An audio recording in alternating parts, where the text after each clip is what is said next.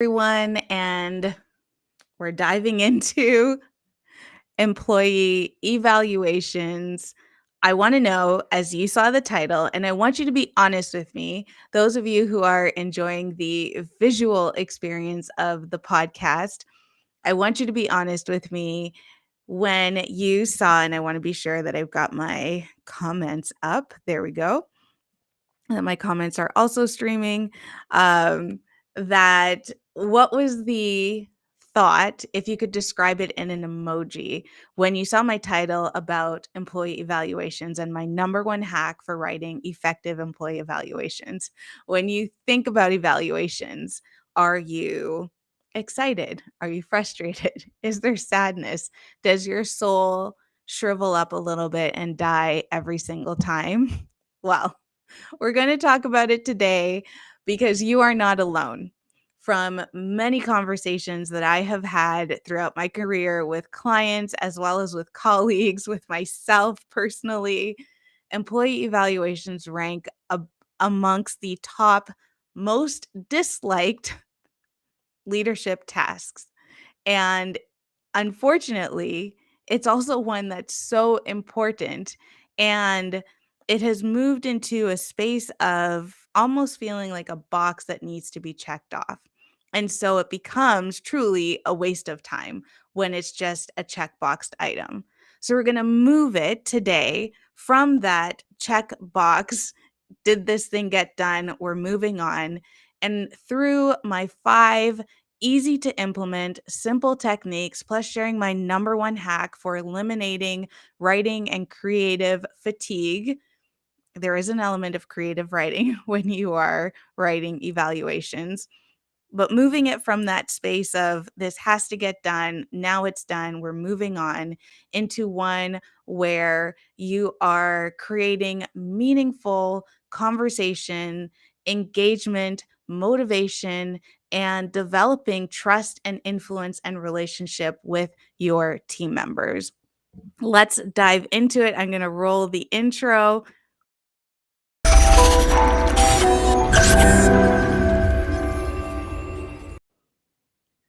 Welcome to Leadership Untitled with Karen Turner. That is me. You are listening or watching episode 36. As I shared, I am going to talk about my 5 simple, easy to implement techniques to create a more meaningful, more effective employee evaluation process. So, as I said, you're not alone if you're feeling like you die a little bit on the inside when it's that time for evaluations. The other part is every organization does it a little bit differently. Some organizations do it, conduct the annual evaluation based on the employee start date. And so it's a rolling evaluation time throughout the year, and you never are out of that loop. And then there are others, like organizations that I have worked in predominantly, have it in one batch at the start of the year or a particular time. There are pros and cons to both sides. With the rolling evaluation, you're doing one or two perhaps a week, and that minimizes the overall amount of work that you have to do at one time, but then it's also rolling through the entire year and you never get a break from it. On the other side, doing the evaluations for your whole team at one time, of course, the work is incredibly overwhelming. It is difficult, especially in that scenario, to create space for meaning, but it's possible. But it's more difficult. On the pro side, it's done. Your evaluations are done, and you're not thinking about them until the following year. Well, traditionally, we're going to talk a little bit about how to shake this up more. So today, again, 5 simple, easy to implement techniques. Why evaluations? Why is this topic important? It's certainly not a splashy topic. It's certainly not one that is, as to say, exciting to some people. But when we talk about key leadership functions, when we dive into what it is that we do as leaders, the biggest part of what we do is helping to mentor, to provide growth opportunities, to motivate our team members. Because even though as leaders, we certainly do have our tasks that we have to get done, right? There are tasks around budget, productivity, very real, tangible tasks. But at the end of the day, the bulk of our time truly needs to be spent, there we go, truly needs to be spent empowering our team members because we can't win alone. If you are in charge of a department, a company, if you own your own company, you can't do it all alone. It's physically impossible.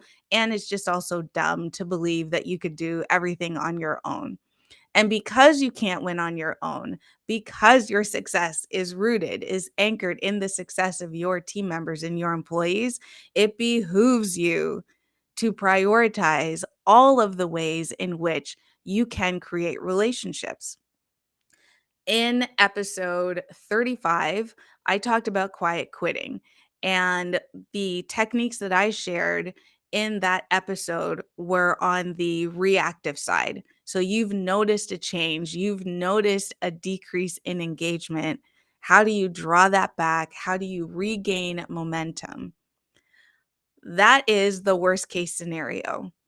Quiet quitting truly comes from an absence of feeling valued, an absence of feeling like part of a team, like your team members matter, like you matter as a leader. We're also, unless you're the owner of your organization, but we're also employees as well. So this can affect us too.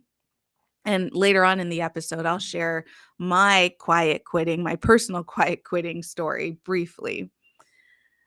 The ideal situation is that you're being proactive to minimize your burnout as a leader. If you're constantly putting out fires and reacting, that quickly leads to burnout. When you are taking the time to look around the corner, to think ahead, to solve problems before they begin, that minimizes your overwhelm. It minimizes your burnout opportunity. And part of what we often neglect is we're looking around the corner. We think of strategies. We think of what do we sell next? What service do we offer? What is a new way to market? How can we reach out and nurture our clients more? But we don't often think of our employees. We don't think of our team members and how can we be proactive with nurturing them, with looking around the corner and seeing what the trends are in the employee marketplace. So, employee evaluations are key to creating that relationship. They're key to being proactive. So, here we go. Number one, I want you to go back, if you haven't already, go and listen to episode 9. And if you already have, listen to it again. And there I talk about the true measure of productivity. And I talk and I share how to establish a consistent communication plan. Part of the reason that your evaluations are feeling overwhelming, part of the reason why they become a checkbox is because you have not done the work throughout the year so that the evaluation is truly the end punctuation at the end of a year long conversation. It's the final paragraph. It is the epilogue of a book. And so episode 9 talks about how to create a consistent communication plan with those who report to you. And I break it down in detail there. I'm not going to do it here. So go listen to episode 9. Your evaluation is the culmination of these conversations. And you cannot have an effective evaluation if you're only speaking to your team members once a year about their performance. Unfortunately, the way that just life works, school, your home, work, the team member who is underperforming gets the most attention through coaching and counseling, being pulled aside.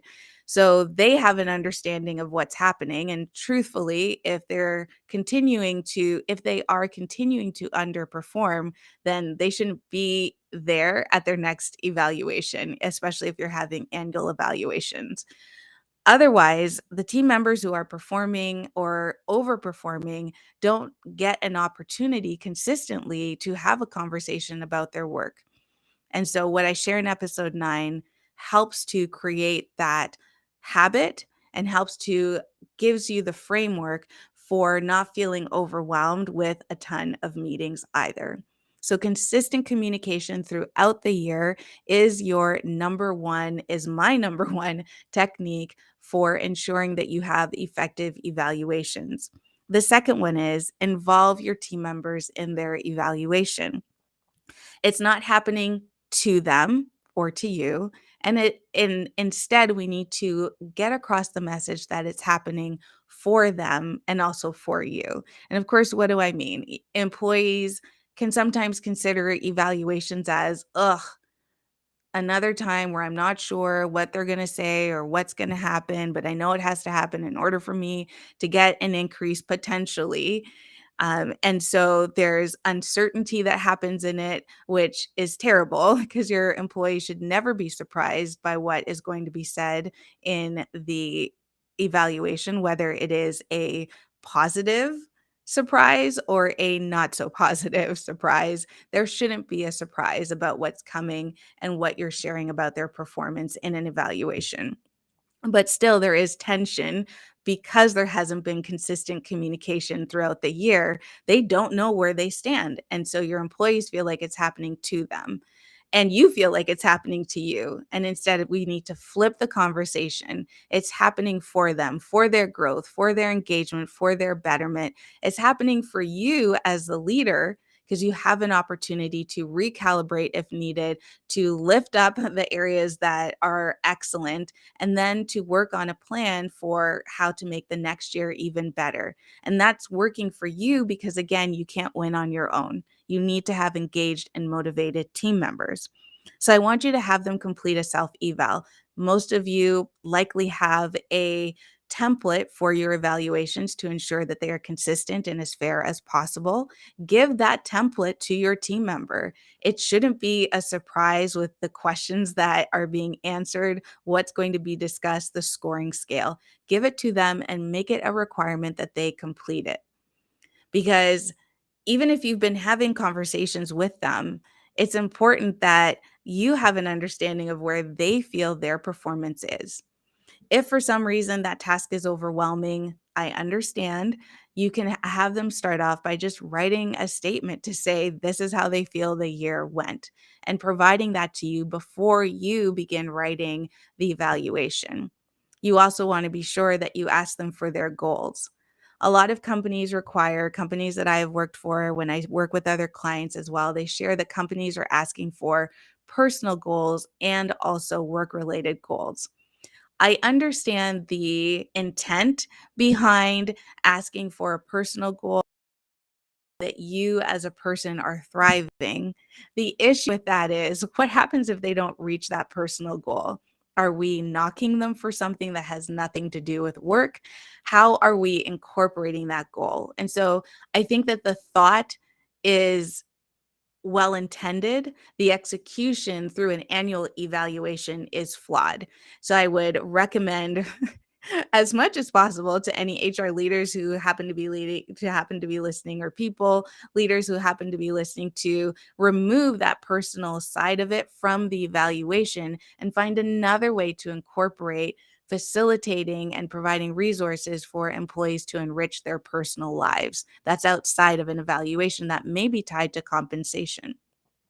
So have your team members complete their goals. What are one or two goals that they would like to accomplish in the next year from a work related perspective? And again, have that information provided to you in advance so that you can incorporate it and consider it into your into your evaluation as you are writing. Of course, now is a really good time for the Career Accelerator Planner. This is one of the ways that your team members, including yourself, can document your performance, your value, your projects, your contribution to your workplace throughout the year. I'm incredibly proud to say that my co-creator and I, Orlando Haynes, we have brought this forward. It is available at careeracceleratorplanner.com.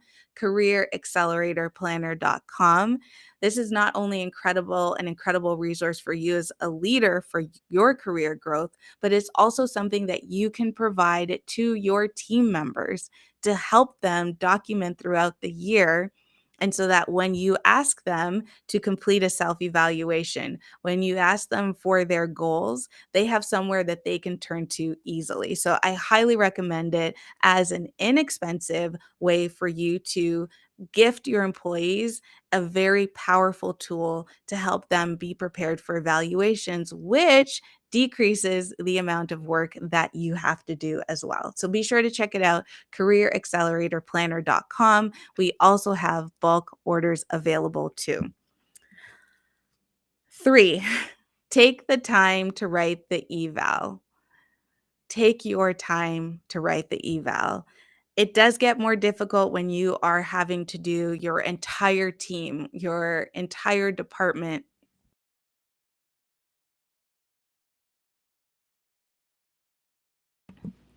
Excuse me. When you have to write all of the evals at one time.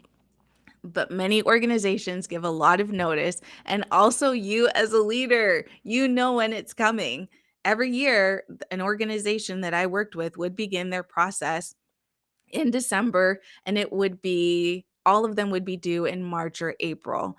That is plenty of time to begin. And I understand December is the holidays, there's a lot of vacations going on, but find a way to take time in advance to schedule out how many do you have to do?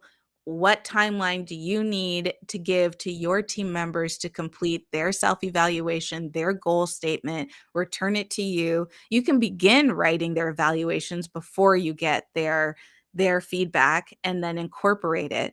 But schedule it out. Do you need to do 2 a week, 3 a week, 4 a day, whatever it is, figure out the cadence that needs to happen so that you allow yourself time to actually write the eval. Because this is when you're just going in and it becomes a checkbox task when you're waiting till the last minute. You're just like, okay, 3 is the expected level of performance, 4 is just a little bit above, and 5 is outstanding. Of course, 2 and 1, nobody should really be getting. But that's when you're just going through and like 3, or 3, 4, 3, 4, and you're creating these patterns that don't really match, but your employee isn't also going to question it. And that's when it becomes a waste of time. It becomes a nonsensical activity where we're just checking off the box. So this is where I wanted to share my number one hack for writing your evaluations, because it does take a lot when you are writing meaningful evaluations. What do you say?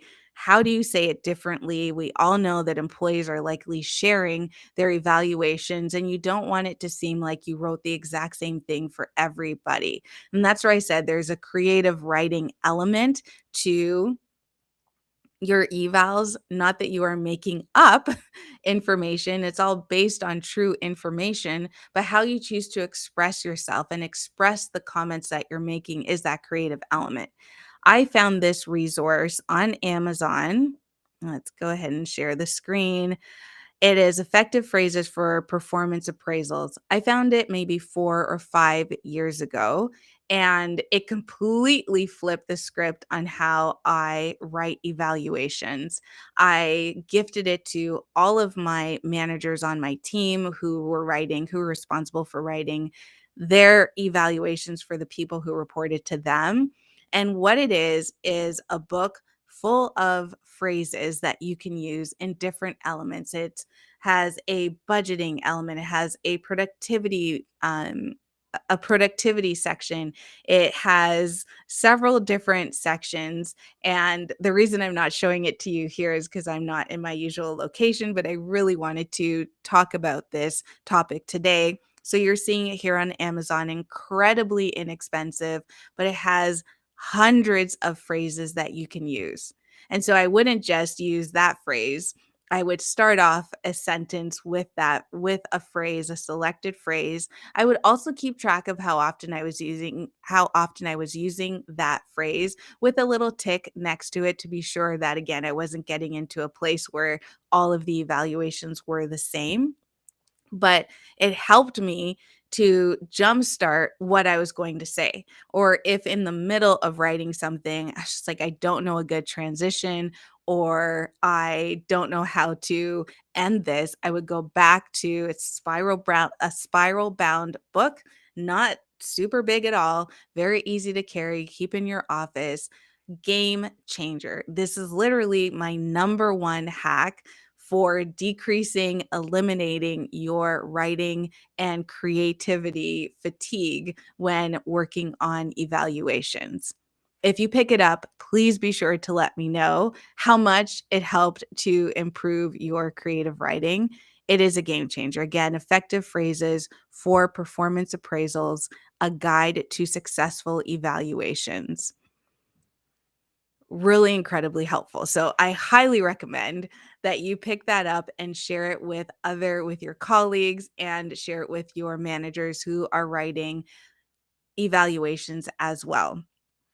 You want to be sure again that you're not just using one or two of the same phrases. So find a way to create a system. For me, it was just a simple hash beside the phrase that I was using to be sure that I was mixing it up. And again, there are different domains, finance, leadership, that you can pull from to express whatever section you are working on. So take time to be thoughtful. Give yourself enough time to write the evaluations. Don't just use the self eval from the employee. Oh, if I could say that again, ring the bell. There is nothing that is more demoralizing than completing a self evaluation, sending it off, going to the actual evaluation appointment itself, receiving your evaluation from the person who you report to, and you look down and you see your words staring back at you. Has that happened to me? 1,000% it has happened to me. I am a high performer and I pushed through, but this is where I'll briefly share my quiet quitting story.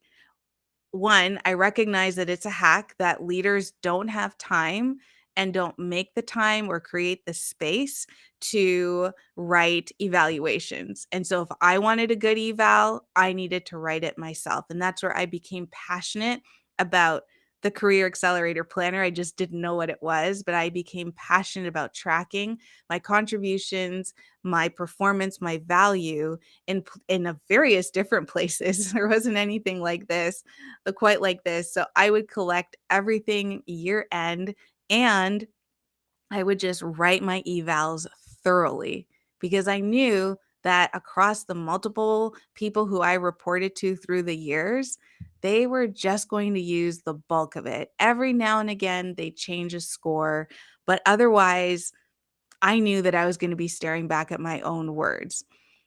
So I took that negative situation and I flipped it to my benefit because the places where I worked, evaluations were tied to compensation. So I flipped it to my benefit, but it was demoralizing. And where I had my quiet quitting story was the goal setting part. I used to set my goals, I used to track them through the year, and I would incorporate what I was doing into my evaluation. Well, no one ever cared. No one ever asked. No one ever did anything. So I set goals, but I stopped working towards them. And for me, that was quite quitting because I was just doing what I needed to do to check a box off. And that's never a place where you want a high performer to be, where you want a leader to be. I was still performing my role. I was still going above and beyond, but I felt that the organization no longer cared about my growth and I no longer work, for some of those organizations because there wasn't that demonstration of caring about my growth, even though it meant that in me growing, it made the organization better. So it's important that you take time to incorporate some of what the employee has written. What I would do is write my own statement And if there was something that they wrote that I really wanted to incorporate, then I would leave a couple of carriage returns and incorporate verbatim what they wrote below what I had written. And then I would just share why I chose to include that specific part of what they wrote and how that affected and impacted my scoring. But please, whatever you do, don't just take what they wrote, change up a few words, and dump it back into your template. It is incredibly demoralizing and it is minimizing as well. So take the time to write and be thoughtful. 4, schedule in advance. Schedule the meetings for the conversations in advance. Don't just pop in at 9 o'clock on a Wednesday morning. Hey, do you have time in 30 minutes for your eval? Oh, talk about stress inducing. Even if you have communicated, even if you're doing all of the things, evaluations, just as part of what they are, they're stressful. And so I want you to be sure that you're scheduling them in advance to give your team member time to prepare, even if it's only from a mindset perspective. That is incredibly important. And it sets the stage for being equal at the table. There isn't a power play. So schedule in advance. And if you've got a really large team, I've worked with very large teams myself, and just the way that the morning tasks would go, the afternoon would go, what my management team and I did was we'd say, "Hey, this morning we're going to be seeing," or on this particular morning, it was never the day of, it was always in advance, and we'd add it onto the schedule so everyone knew.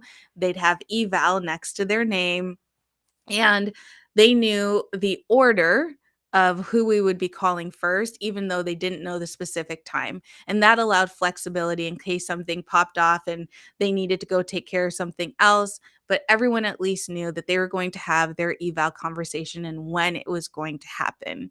And no one was surprised. So schedule it in advance. In the conversation itself, we'll call this tip 4.5, just have an open conversation. Be willing to change your eval based on that conversation. Go in listening. We don't know what our team members are doing. We get a glimpse when we are observing as we're talking to our team members, feedback from other departments or other team members, but truly on a day-to-day basis, it's just impossible for us to know everything that our team member is doing. So be open during the conversation itself that they may bring up a perspective that you were not aware of, and be willing and flexible to change your evaluation if you agree with what was said and the evidence or the case that was presented. Also, be sure that you are listening for trends. This is an incredible time because you're speaking to or hearing from your entire department, and it's a requirement. You can begin to see and hear trends that may be troubling, also that may be encouraging, things you need to do more of because they're working, things to do less of, and things that need to be fixed right away. So be listening for trends across what all of your team members are reporting, what they are all sharing. And then you want to, of course, be sure that you provide an opportunity for your team member to share how you can do better. So, asking that question, how can I, as your leader, as the person who you report to, how can I support you more, support you better, support you differently in this coming year to help you achieve your goals or to resolve some of the challenges that you've expressed here? And have that conversation and actually write things down, because nothing sucks more than you sharing something with someone about how they can help you and they haven't written anything down. Even if you have an incredible memory, write it down because it shows that you are listening and that you respect their opinion.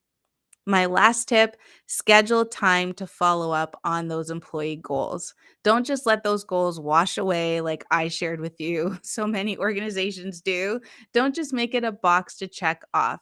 Whether it is checking in quarterly, checking in once a year, check in with them on their progress and let them know that you'll be scheduling a follow up meeting. Put it on your calendar. Time to schedule employee follow up, not just on the goals, but how they're doing as well.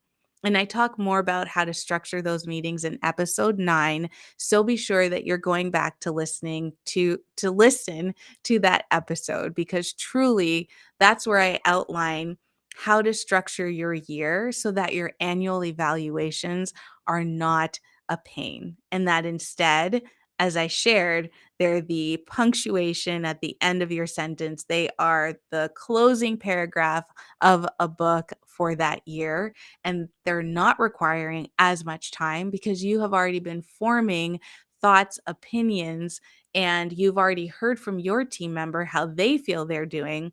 So, truly, this is just formalizing those conversations. So, those are my top 5 techniques for meaningful and creative and intentional employee evaluations. It is 1, listen to episode 9 to talk, so where I share that framework for the entire year of communication. 2, I want you to involve your team members, get them to do their own self eval, share their goals with you. 3, take your time to write the evals. 4, schedule meetings in advance so you're not catching your team members off guard. And 5, schedule time to follow up throughout the year on their progress and their goals. That's it for episode 36. Thank you so much for listening and for being here. Share this episode. We are coming towards the end of the year, and many of your evaluations are based on a calendar year. Now is the time to begin those conversations with your team members, letting them know that their self eval is coming up. If you have those templates, already begin sharing them with your team members so that they have time to work on them. Give yourself as much lead time as possible. Work it into the pockets of your day while you can so that it doesn't become a burden when it is crunch time and they are actually due. Thank you all for being here. Share this episode. Visit leadershipuntitledinstitute.com to learn more about how we can work together. Have a good one.